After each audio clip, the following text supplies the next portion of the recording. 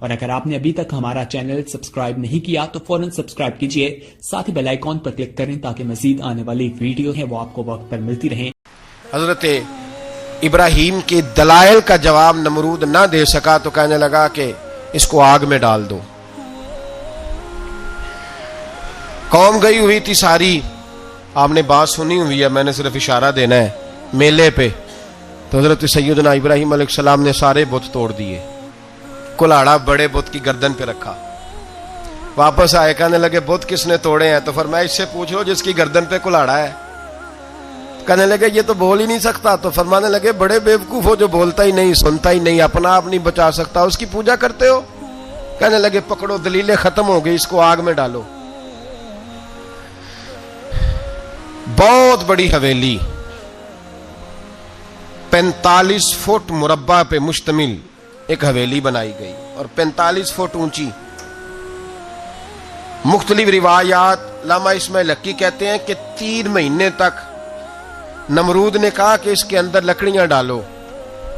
لوگ پوچھنے لگے کتنی دنیا جلانی ہے؟ کہنے لگا بندہ تو ایک جلانا ہے پر بندہ بڑا تگڑا ہے، ایک بندہ۔ 3 مہینے لکڑیاں ڈالی گئیں اور لوگوں کی جو تہمات ہوتی ہیں نا وہ بڑی عجیب ہوتی ہیں۔ تہمات میں نے بڑی تفصیل سے رمضان المبارک میں گفتگو کی تھی، بدشگونی تہمات لوگ لیتے ہیں، اس وقت بھی لوگ تہمات کا شکار ہو گئے، عقیدہ بگڑ جاتا ہے تو وہ عجیب و غریب باتیں کرنے لگتا ہے، تہمات کا شکار ہو گئے۔ بیبیاں نظر مانتی، میں بیمار ہوں اگر صحیح ہو گئی تو اتنے من لکڑی دوں گی حضرت ابراہیم کی آگ جلانے کے لیے۔ ایک عورت لے کے جا رہی ہے لکڑیاں، تو ایک نیک دل آدمی نے اس سے پوچھا کہاں جا رہی ہو؟ کہنے لگی میں نے منت مانی تھی تو حضرت ابراہیم علیہ السلام کو معاذ اللہ جلانے کے لیے لکڑیاں لے کے جا رہی ہوں۔ تو وہ رب کریم کے بندے کہنے لگے تو ڈھونڈتی رہے گی، تجھے وہ جگہ ملے گی نہیں۔ وہ بی بی کئی مہینے گھومتی رہی، جگہ ہی نہیں ملی جہاں لکڑیاں ڈالنی، ماری گئی۔ تہمات کا شکار ہوئے بہت سارے لوگ، تہمات کا۔ بھائی تہمات دین کے اندر منع ہے، تہمات دین میں کوئی نظر ماننا، کوئی کسی بزرگ کے مزار پہ جا کے سالے ثواب کے لیے کوئی چیز ماننا، یہ تو درست ہوا، لیکن غیر شرعی نظریں مان لینا کہ میں آگ کے گرد چکر لگاؤں گا، میں جناب وہاں جا کے یہ والا تماشا کروں گا، میں دھاگا باندھوں گا، میں رسا کاٹوں گا، میں وہاں گندے اور سے پانی پیوں گا، ان کی شریعت اجازت، یہ تہمات ہیں، بدشگونی ہے، دین میں ان کی کوئی گنجائش۔ آپ نظر ماننے سے پہلے بھی کسی عالم سے رابطہ کریں کہ میں منت مانگنے لگا ہوں تو کیسے ماننی چاہیے، اس کا طریقہ پوچھیں۔ ایسے ہی غلط چیز کی منت تھوڑی مان لی جائے گی۔ بہرحال آمدام برسر مطلب حضرت ابراہیم کے لیے آگ جلائی گئی، 45 فٹ اونچی آگ ہے، پرندہ بھی اوپر سے گزرتا ہے تو نیچے گر جاتا ہے جل کے، اتنے دن لگا کے آگ جلائی گئی۔ اب حضرت ابراہیم کو جلایا جانے لگا ہے۔ یہاں تو موجیں ہے نا، جو کسی ادارے کا سربراہ ہے اس کے لیے موج ہے، کسی جگہ آفیسر بن گیا تو موج ہے، پیر صاحب کے لیے موج ہے، علامہ صاحب کے لیے موج ہے، خطیب صاحب کے لیے موج ہے۔ جلنا کس کو پڑتا ہے؟ وہاں کوئی نہیں رہا اللہ ماشاءاللہ، وہ لوگ گزر گئے جو تکلیفیں سہ کے کام کرتے تھے، گزر گیا زمانہ۔ حضرت سیدنا ابراہیم علیہ السلام کو جلایا جانے لگا ہے تو اب اتنی بڑی آگ ہے تو ڈالیں کیسے؟ شیطان نے تجویز دی کہ منجنیق بناؤ، منجنیق، بڑے بڑے بانس باندھ کے ان کے نیچے رسا باندھو، وہ جس طرح جھولنے کے لیے جھولا بنایا جاتا ہے اس طرح ایک منجنیق، پرانے زمانے میں اس میں پتھر رکھ کے پھینکے جاتے تھے دشمنوں پہ، وہ منجنیق بنائی گئی کہ دور سے حضرت ابراہیم کو پھینکیں گے۔ ہاتھ حضرت ابراہیم کے باندھ دیے، پاؤں مبارک باندھ دیے، پوری زمین پہ ایک نام لینے والا خدا کا، اور اس کو آج رسیوں میں جکڑا ہوا ہے۔ جب پھینکا جانے لگا نا آگ میں، حوریں رونے لگی، فرشتے تڑپنے لگے، اے اللہ یہ کیا ہونے لگا ہے؟ ایک تیرا خلیل اور وہ بھی آگ میں۔ فرمایا جاؤ جا کے اس سے کہو اگر تمہاری مدد لیتا ہے تو اسے بچاؤ۔ ہوا کا فرشتہ آیا، کہا ابراہیم اگر تو کہے۔ او بھائی ان چیزوں کو کہانی سمجھ کے نہ سنا کریں، یہ داستان نہیں، یہ وہ طریقے ہیں جو ہمارے رسول نے ہمیں اپنانے کا حکم ارشاد فرمایا ہے، جو عقیدے، یہ وہ نظریات ہیں جو ہمیں اوڑھنے کو کہا گیا، اپنے رب کریم کی رضا پہ راضی رہنے کے یہ وہ خوبصورت مواقع ہیں صوفیاء نے جن کو بنا کر سمجھا کر ہم تک پہنچایا ہے۔ یہ ہے اہل طریقت کی باتیں، وہ کہتے ہیں یار جس حال میں رکھے راضی رہنا ہے، حضرت ابراہیم علیہ السلام کو پھینکا جا رہا ہے. فرشتہ آیا, اے اللہ کے خلیل اگر حکم دو تو اتنی ہوا چلاؤں کہ نمرودی جل جائیں سارے, آگ ان پہ پھینک دی جائے. آپ نے فرمایا تو جا, تجھ سے مجھے کوئی کام نہیں. تھوڑی دیر کے بعد پانی کا فرشتہ آیا, کہا حضور اتنی بارش برساؤں گا کہ آگ بجھ جائے گی. فرمایا تو جا, تجھ سے کوئی کام نہیں.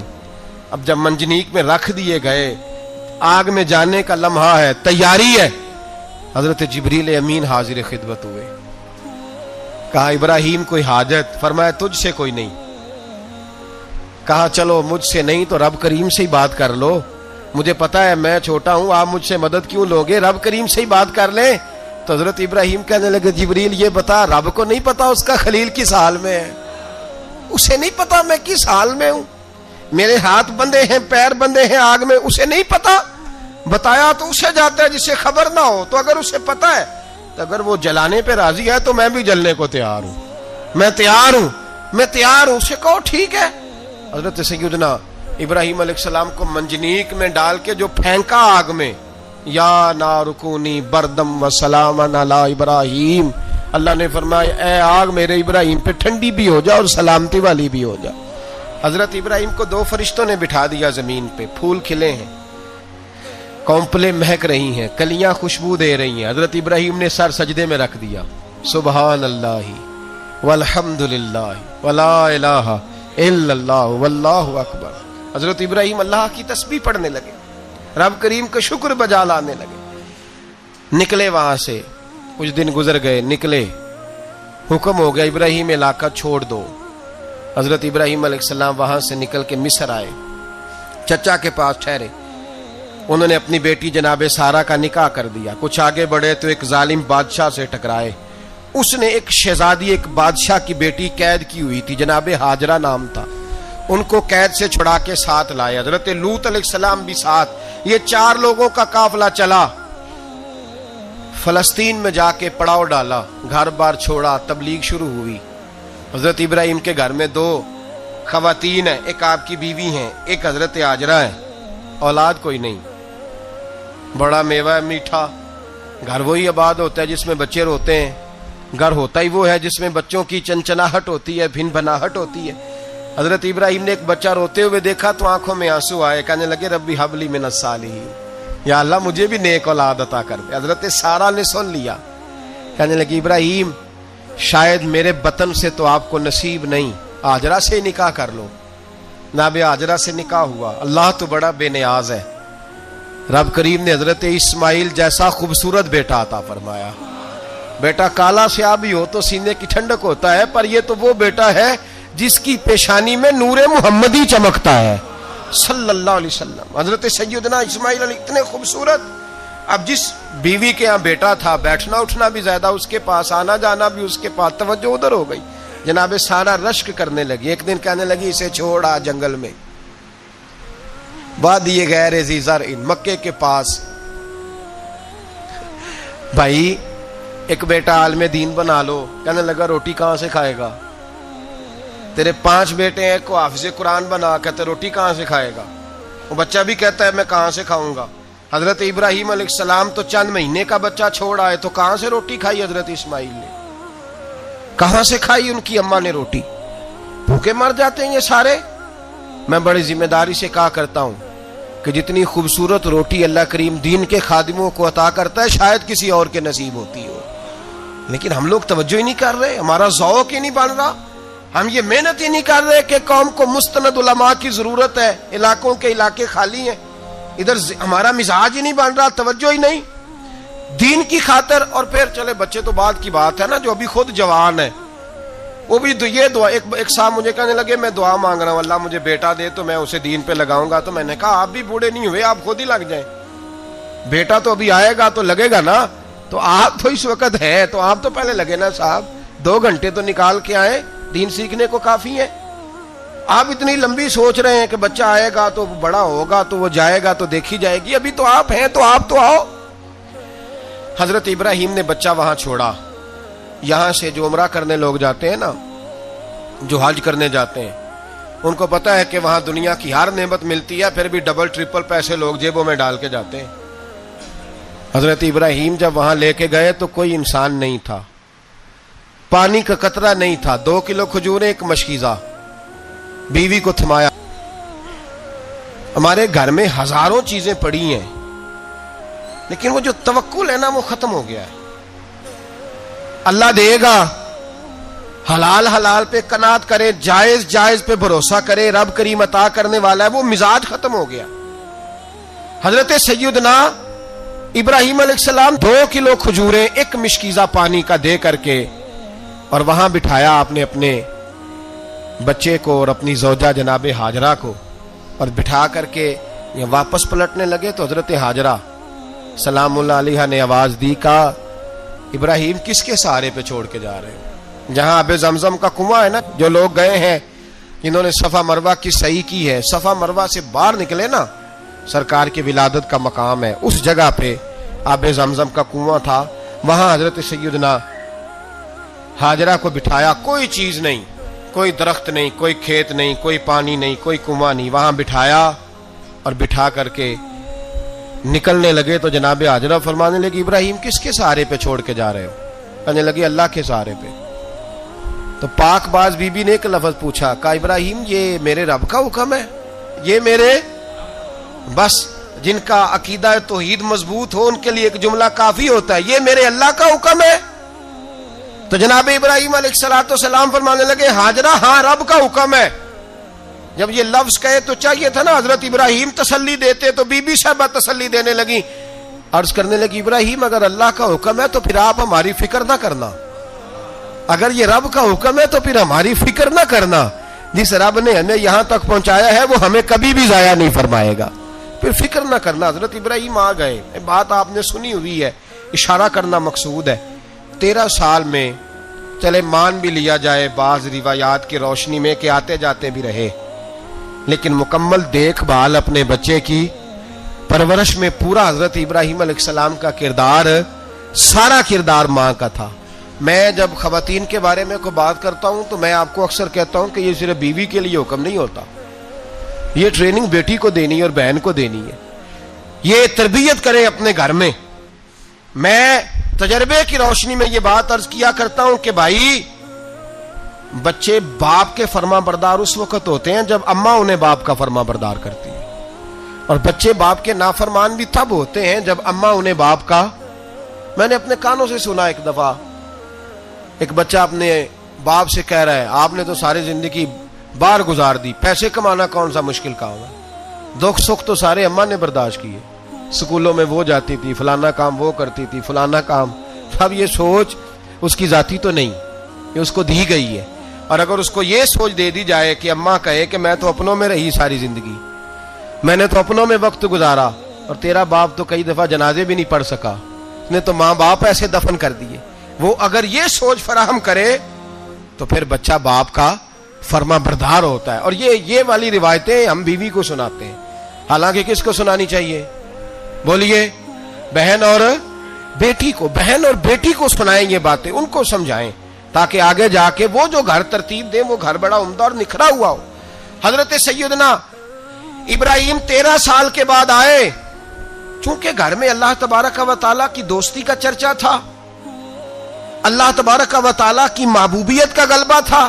13 سال کے بعد فلما بالغ معہ سعیا, بیٹا جب اتنا بڑا ہوا کہ سال چلنے لگا, تو حضرت ابراہیم نے اپنے بیٹے کو بلا کے کہا بیٹا مجھے خواب آئی ہے, میں تجھے ذبح کر رہا ہوں, تیری کیا رضا ہے؟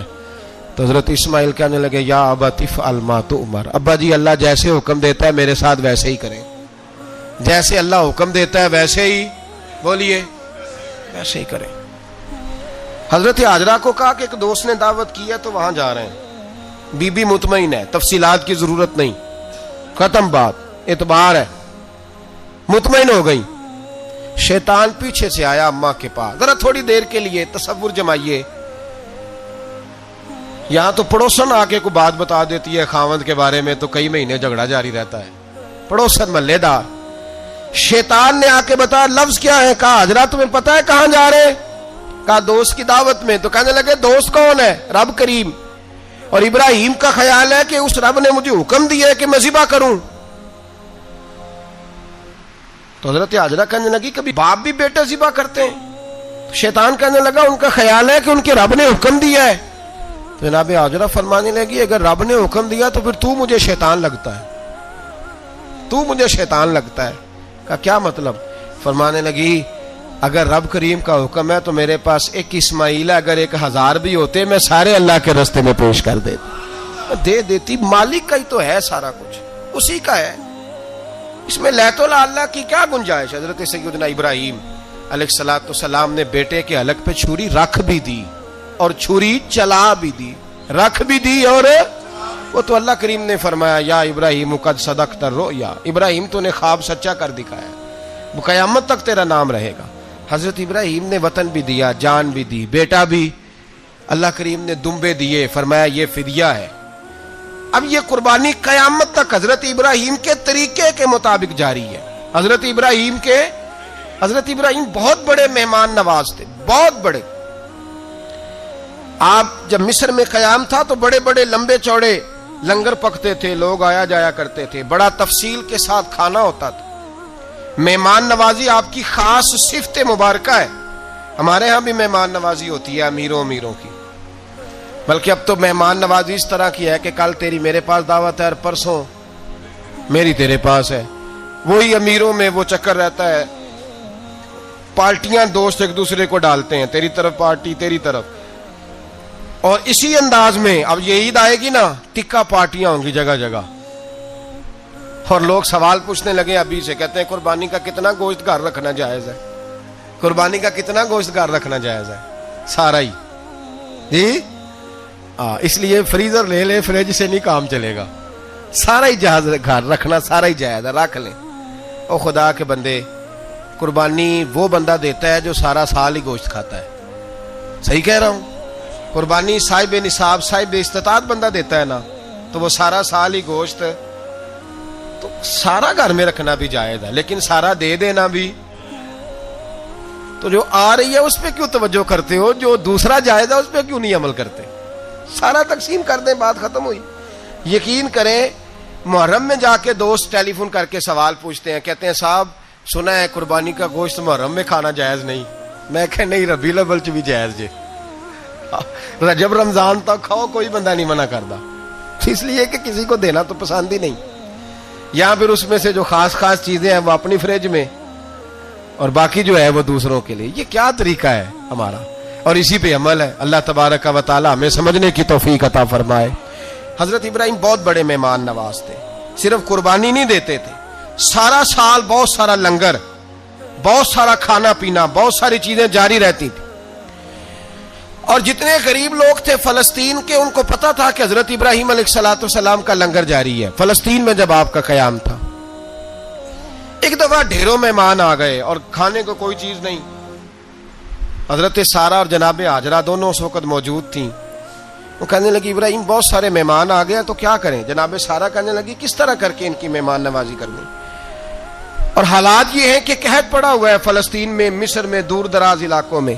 तो हजरत इब्राहीम कहने लगे ये अल्लाह के मेहमान है और हमें रब करीम का बंदा समझ के आ गए, अल्लाह ही बंदोबस्त करेगा। फरमाने लगे मेरा मिस्र में एक दोस्त है, वो कहत के दिनों में गल्ला जमा कर लेता है, मैं उसकी तरफ पैगाम भेजता हूं, मुझे उम्मीद है वहां से गल्ला मिलेगा। 2, 3, 5 ऊंट वाले गुलाम बुलाए और उनको कहा कि जाओ गल्ला ले आओ मिस्र के दोस्त से। वो लोग कहते हैं हम गल्ला लेने गए, वहां जब पहुंचे तो हजरत इब्राहीम खलीलुल्लाह अलैहिस्सलाम का पैगाम दिया तो आपका वो दोस्त कहने लगा गल्ला तो बेशुमार था, मुझे खबर नहीं थी कि हजरत इब्राहीम का पैगाम आएगा, तो मैं तो सारा तकसीम कर चुका हूं, लोग ले गए, अब तो कोई शय नहीं। अब वो खाली आ गए, पांचों के पांचों ऊंट। जब खाली आए तो हजरत इब्राहीम की हवेली की दीवारें छोटी छोटी थीं। उन गुलामों में से, खादिमों में से, आपके उन चाहने वालों में से एक कहने लगा यार वो गरीब तो इंतजार कर रहे होंगे कि गल्ला लेने गए हैं, हमें रोटी मिलेगी। छोटी छोटी दीवारें हैं, वो जब देखेंगे ना खाली आ गए तो उन्हें तकलीफ होगी। इस तरह करो बोरियों में रेत भर लेते हैं, रेत भर के ले जाते हैं, बाद में अंदर रख के उन्हें समझा बहला लेंगे या हजरत इब्राहीम को बताएंगे, वो खुद ही उन लोगों की दिलजोई फरमाएंगे। अब गल्ला की जगह रेत भर के ऊंटों पे रख के लाई गई, ला के बोरियां जब रख दी गईं حضرت ابراہیم علیہ السلام دوپہر کے وقت آرام فرما رہے تھے. بی بی سارا اٹھی, کہتی ہیں جب میں نے دیکھا نا کہ بوریاں پہنچ گئی ہیں تو گئی, غلام کو ساتھ لیا اور اس کو جب کھولا نا تو کہتی اتنی حسین گندم میں نے پہلے کبھی دیکھی نہیں تھی, اتنا پیارا دانا میں نے کبھی ملاحظہ ہی نہیں کیا تھا. فرماتی ہیں جب اس کو پیس کر چکی میں روٹیاں پکائیں تو خوشبو دور دور تک پھیل گئی, اعلیٰ غذا بنی, بڑے بڑے کھانے بیویوں نے مل کے پکائے, چن دیے گئے. حضرت ابراہیم اٹھے تو لوگ کھانا کھا رہے, سجدہ شکر ادا کیا, اور جب سجدے میں گئے تو وحی آنے لگی, پھر رونے لگے. جب پلٹ کر باہر تشریف لائے تو جناب سارا کہنے لگی ابراہیم تمہارا مصری یار بڑا اچھا ہے, اس نے اتنی اعلیٰ گندم بھیجی ہے کہ اتنی تو میں نے پیاری گندم کبھی دیکھی نہیں. جناب ابراہیم مسکرائے, فرمانے لگی سارا یہ مصری یار نے نہیں بھیجی, یہ میرے عرشی یار نے بھیجی ہے, یہ میرے عرشی یار نے بھیجی ہے. بھائی مہمان نوازی مزاج تھا, لٹا دینا مزاج تھا, دوسروں کی اشک شوئی مزاج تھا. حضرت ابراہیم علیہ السلام کا طریقہ ہے قربانی, حضور نے ان کا طریقہ بیان کیا. اگر سال کے بعد قربانی دینا ان کا طریقہ ہے تو سارا سال غریبوں کو روٹی دینا بھی حضرت ابراہیم کا طریقہ ہے. سارا سال غریب کی نوکری کرنا یہ بھی حضرت ابراہیم کا طریقہ ہے. بھوکے کو کھانا کھلانا یہ بھی. میرے مصطفیٰ کریم سید عالم صلی اللہ علیہ وسلم سے صحابہ نے پوچھا حضور بہترین مسلمان کون ہے, بہترین مسلمان؟ تو حضور نے فرمایا جو سلام لینے میں پہل کرے اور غریب کو روٹی کھلانے میں سب سے اچھا ہو, وہ بہترین مسلمان ہے, زبردست مسلمان. ہمارے ہاں دعوتیں ہوتی ہیں تو امیروں کی, افطاریاں ہیں تو امیروں کی, اور میرے مصطفیٰ کریم علیہ السلام نے فرمایا بدترین دعوت ہے جس میں امیر بلائے جائے غریب نہ بلائے جائے, وہ بدترین دعوت. حضرت ابراہیم کا طریقہ رہا ساری زندگی مہمان نوازی. اور دوسرا ان کا مزاج تھا, اللہ سے پیار ہو گیا تھا نا. جب رب کریم سے محبت ہوتی ہے نا, اور محبت کا احساس ہوتا ہے دل میں, پھر سجدے لمبے ہوتے ہیں.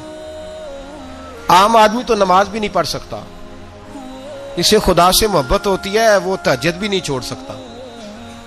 وہ یہ محبت کی بات ہے نا, جس کو پیار ہوتا ہے اس کی تہجد بھی ہے, اس کی اشراق بھی ہے, چاشت بھی ہے, اس کے عمرے بھی ہیں, اس کے حج بھی ہیں, اس کے بار بار کعبۃ اللہ کے دیدار بھی ہیں. یہ محبت الہی ہے, جوش مارتی ہے. ان لوگ سجدہ کرتے ہیں تو اٹھتے ہی نہیں, اللہ کے بندوں سے پیار کرتے ہیں اللہ کی. حضرت ابراہیم کو رب کریم سے اتنی محبت تھی, اتنا پیار تھا کہ وہ آپ کی زندگی کے ہر پہلو سے چھلکتا تھا. ایک وقت ایسا آیا کہ اللہ تعالیٰ نے حضرت ابراہیم کو بہت زیادہ مال عطا فرمایا. اتنے اونٹ گنے نہیں جاتے, گائیں اتنی زیادہ کہ شمار نہیں ہوتی, بکرے بکریاں اتنی زیادہ کہ شمار, بہت زیادہ مال اللہ نے عطا فرمایا. اور ابھی کچھ عرصہ پہلے آپ پیچھے جائیں نا تو جو لفظ مال تھا وہ روپے پہ تو بولا ہی نہیں جاتا تھا, وہ جانوروں پہ بولا جاتا تھا. بہت زیادہ مال اللہ نے دیا, بکریاں, گائیں, اونٹ, بیل, بڑا کچھ. تو رب کریم نے فرشتوں سے فرمایا کہ واتخذ اللہ ابراہیم خلیلا, ابراہیم میرا دوست ہے.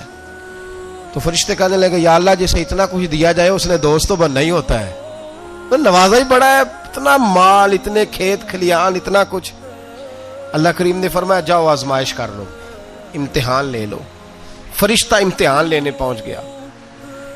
حضرت ابراہیم کے جانور چر رہے ہیں چراگاہ میں, حضرت ابراہیم بھی ہیں, غلام بھی ہیں, بہت بڑا ریوڑ ہے.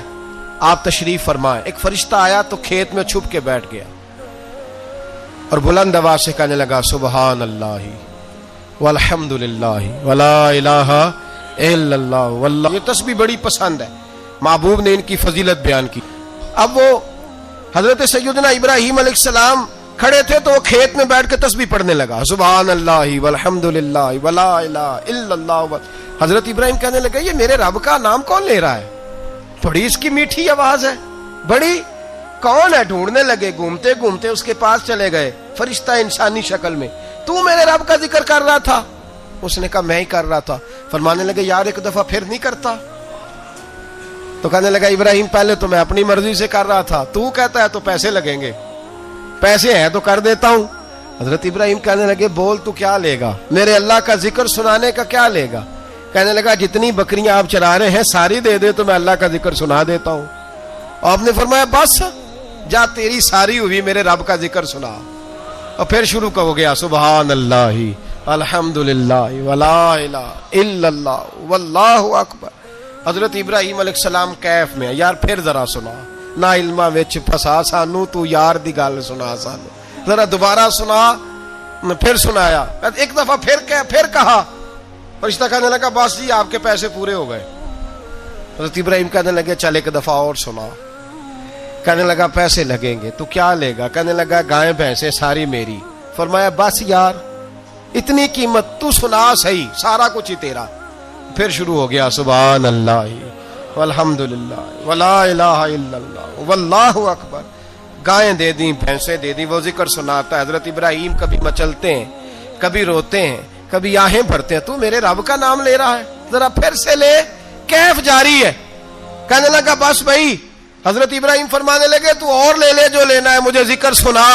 उसने कहा इब्राहिम बकरियां मैं ले चुका, गाय भैंसे मैं ले चुका, ऊंट रह गए, सारे ले लूंगा फिर जिक्र सुनाऊंगा। फरमाया जा तेरा हुआ तू जिक्र सुनाता रह, मैं देता हूं। दे दिया। कुछ देर जिक्र किया तो अब खामोश हो गया। हजरत इब्राहिम खलीलुल्लाह अलैहिस्सलाम फरमाने लगे जिक्र सुना।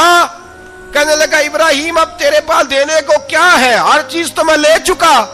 आप फरमाने लगे ये गाय भैंसे बकरियां चराने के लिए तुझे कोई नौकर मुलाजम भी तो चाहिए ना। तो इस तरह कर मुझे रख ले, मैं रोटी नहीं मांगूंगा, खाना नहीं मांगूंगा, तो अल्लाह का जिक्र सुनाता रहना, मैं तेरे जानवरों की नौकरी करता रहूंगा। हजरत इब्राहिम अलैहिस्सलाम ने जब ये कहा ना, फरिश्ते की आंखों में आंसू आ गए। तरदामनी पे शेख हमारी ना जाइए, हम दामन निचोड़ दें तो फरिश्ते वुजू करें। फरिश्ता रो पड़ा और कहने लगा इब्राहिम मुझे सीने से लगाओ, आप वाकई इस काबिल है कि अल्लाह आपको अपना दोस्त बनाए, वाकई इस काबिल है कि रब आपको अपना। हजरत इब्राहिम अलैहिस्सलाम का खुदा से मोहब्बत करने का निराला अंदाज। और मेरे भाई यही मोहब्बत उन्हें मेरे मुस्तफा से भी थी। एक नबी घर बना रहा है, दूसरा बनवा रहा है। हजरत इस्माइल अलैहिस्सलाम पत्थर उठा उठा के ला रहे हैं, जनाब इब्राहिम बना रहे हैं। जब खाना काबा बन गया तो कहने लगे रब्बना वब अस्फीहिम रसूला, ऐ अल्लाह अब इसे बसाने के लिए अपना आखिरी रसूल भी अता फरमा। नबी पाक फरमाते हैं मैं दुआ हूं हजरत इब्राहिम की। ये कुर्बानी हजरत इब्राहिम का तरीका है।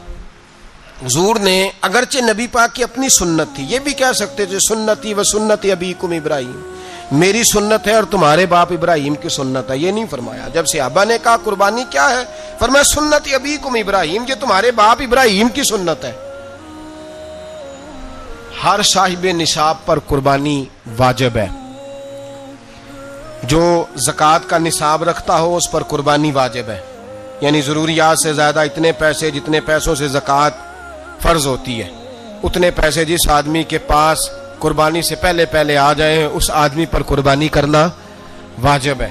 बकरा, छतरा, दुम्बा 1 साल का या दुम्बा 6 महीने का हो पर इतना बड़ा महसूस होता हो कि लगे कि 1 साल का है, उसकी कुर्बानी हो सकती है। जानवर में कोई ऐब नहीं होना चाहिए, इतना कमज़ोर ना हो कि ज़िबा जहाँ उसे करना है वहाँ वो चल के जा ना सके, इतना कमज़ोर जानवर ना हो, उसके अंदर बज़ाहिर कोई इतना बड़ा नक्स ना पाया जाता हो, काना ना हो, लंगड़ा ना हो, कोई उसकी हाथ ना कटे हुए हो, ऐसा नक्स जो वाजे हो। बकरा 1 साल का, गायें और भैंस ये 2 साल की, ऊंट 5 साल का। अब इसमें यह है कि हमारे बहुत सारे दोस्त, चूंकि हम देहाती लोग हैं, तो पूछते हैं कि दोंदा नहीं है तो चौगा नहीं है, तो ये हमारी पंजाबी की इस्तिलाहात हैं, पंजाबी की। शरीयत इस्लामिया ने साल बताए हैं, ये तो हमने अपनी आसानी के लिए, या देहातों में जो माहौल था इस तरह का जानवर लें, खूबसूरत जानवर लें। जो निसाब है वो भी मैंने आपको बताया, लेकिन एक और पहलू भी है। नबी पाक सल्लल्लाहु अलैहि वसल्लम पे ज़कात कभी फर्ज नहीं हुई, कभी हुजूर पे ज़कात फर्ज नहीं हुई। नबी पाक सल्लल्लाहु अलैहि वसल्लम के पास इतना सरमाया कभी इकट्ठा हुआ ही नहीं कि ज़कात फर्ज हो। लेकिन नबी पाक के सहाबा फरमाते हैं कि मदीने के 10 सालों में अल्लाह के रसूल ने हर साल कुर्बानी फरमाई है, हर साल कुर्बानी दी। और जिस साल हुजूर हज करने गए उस साल अल्लाह के नबी ने 63 ऊंट ज़िबा फरमाए। और हुजूर सल्लल्लाहु अलैहि वसल्लम जब ऊंट ज़िबा करने लगते ना तो सहाबा कहते हैं ऊंट खुद दौड़ के हुजूर के सामने आके लेट जाता और नबी पाक उसे ज़िबा करते और फरमाते हैं एक दूसरे को धक्के देते ऊंट के, पहले मैंने जाना है ज़िबा होने के लिए, पहले मैंने। उन्हें पता था कि जो मुस्तफ़ा के हाथों ज़िबा होगा वो तो दायमी जिंदगी पा जाएगा, यहां भी वहां भी जिंदा। 63 ऊंट ज़िबा किए। ایک اونٹ میں کتنی قربانیاں ہوتی ہیں؟ 7. اب 63 کو 7 سے ضرب دو گے تو کتنی بنے گی؟ اور پھر نبی پاک صلی اللہ علیہ وسلم نے 10 سال مدینہ منورہ میں قربانی دی، ہر سال. اب وہ 63 اونٹ، ایک اونٹ میں 7 قربانیاں، ہر سال یہاں قربانی. اور مولا علی شیر خدا فرماتے ہیں نبی پاک 2 قربانیاں دیتے. میں نے کہا حضور 2 جانور ذبح کر رہے ہیں آپ، تو حضور نے فرمایا ایک میری طرف سے، ایک میری امت کی طرف سے، غریبوں کی طرف سے. اور حضرت علی کو حضور نے وصیت فرمائی تو 2 دیا کرے گا. یا رسول اللہ صلی اللہ علیہ وسلم میں غلام ہوں، خادم ہوں. حضور نے فرمایا علی ایک تو نے اپنی دینی ہے، ایک میری طرف سے دینی ہے. 2 قربانیاں. مولا علی نے بھی ساری زندگی 2 قربانیاں دی. حضرت علی بھی مال کے نصاب نہیں تھے، اپنا مکان ہی نہیں تھا، کوئی کاروبار نہیں تھا، کئی دن فاقے رہتے تھے، پر قربانیاں کتنی دیتے تھے؟ 2. ہمارے پاس ویسے اگر سسرال میں، میکے میں، کزنوں میں کچھ شادی ہو جائے تو 50-60 ہزار کا خرچہ برابر ہے، وہ پکا ہے. اور قربانی کی باری غریب ہو گئے، سارے غریب ہو گئے. کہتے نہیں یہاں مشکل ہے. او خدا کے بندے، اللہ کے ساتھ تجارت کر، اس کے رستے میں 1 دے گا، رب تجھے 70 گنا اضافہ کے ساتھ عطا فرمائے گا. قربانی مال کے نصاب پہ ہے. کوشش کیا کریں کہ اللہ کے رستے میں جب دینا ہو پھر لیت اللہ سے بچیں. خوبصورت جانور لائیں. جن کو اللہ نے توفیق دی ہے ان کے لیے نصیحت ہے، جن کو اللہ نے توفیق دی. میں نے اپنے حضرت صاحب کو دیکھا ہے، وہ کہتے تھے کئی جانور اللہ نے بڑا نوازا ہے. کہتے ایک میرا ہے، ایک میرے ماں کا، ایک میرے باپ کا ہے، ایک میرے فلاں استاد صاحب کا، ایک میرے پیر صاحب کا ہے. یہ جانور غوث اعظم جیلانی کا نام کا دے رہا ہوں. اور پھر ایک بڑا خوبصورت جانور بندھا ہوتا اور حضرت خود ان کو چارہ ڈال رہے ہوتے. تو حضور یہ کیا ہے؟ فرمانے لگے یہ میں رسول اللہ کے نام پہ قربان کروں گا، یہ نبی پاک کے نام پر قربان کیا جائے گا. جن کو اللہ نے حیثیت دی ہے وہ کوشش کریں اپنے محبوب کی طرف سے بھی قربانی کریں. نبی پاک کے نام کی قربانی دے. خوبصورت سا جانور پیارا، پھر اس کی خدمت ہو، پھر اس کی قربانی دی جائے اور نبی پاک کے نام پر قربانی دی جائے. حضور نے خود وصیت فرمائی حضرت ابو بکر صدیق کو. قربانی بڑا حسین عمل ہے. اور میرے نبی پاک صلی اللہ علیہ وسلم نے ناراضگی بھی فرمائی. ذرا خوگر حمد سے تھوڑا سا گلا بھی سن لے. میرے حبیب نے فرمایا جو طاقت کے باوجود قربانی نہ کرے وہ ہماری عیدگاہ میں عید کی نماز پڑھنے نہ آئے، وہ نہ آئے. اور یا رسول اللہ جو کرے گا، فرمایا قربانی کے جانور کا خون کا قطرہ بعد میں زمین پہ گرے گا، اللہ اس کے سارے گناہ پہلے معاف فرما دے گا، اللہ اس کے سارے گناہوں کو بخشے گا. قربانی کریں، خوبصورت انداز میں کریں، اللہ کی رضا کے لیے. بزرگوں نے لکھا ہے 3 حصے کرو گوشت کے. ایک گھر میں رکھو، ایک رشتہ داروں میں بانٹو، پڑوسیوں میں بانٹو، اور تیسرا فقط غریبوں کو دو. لیکن میں اکثر یہ سوچتا ہوں کہ ہمارے ہاں قربانی کرتا ہی وہ ہے جن کے گھر میں ہر جمعرات کو چھوٹا گوشت پکتا ہے، اور جن کے گھر میں ہفتے میں 3 دفعہ مرغی کا گوشت پکتا ہے. وہی تو قربانی دینے کے قابل ہوتے ہیں.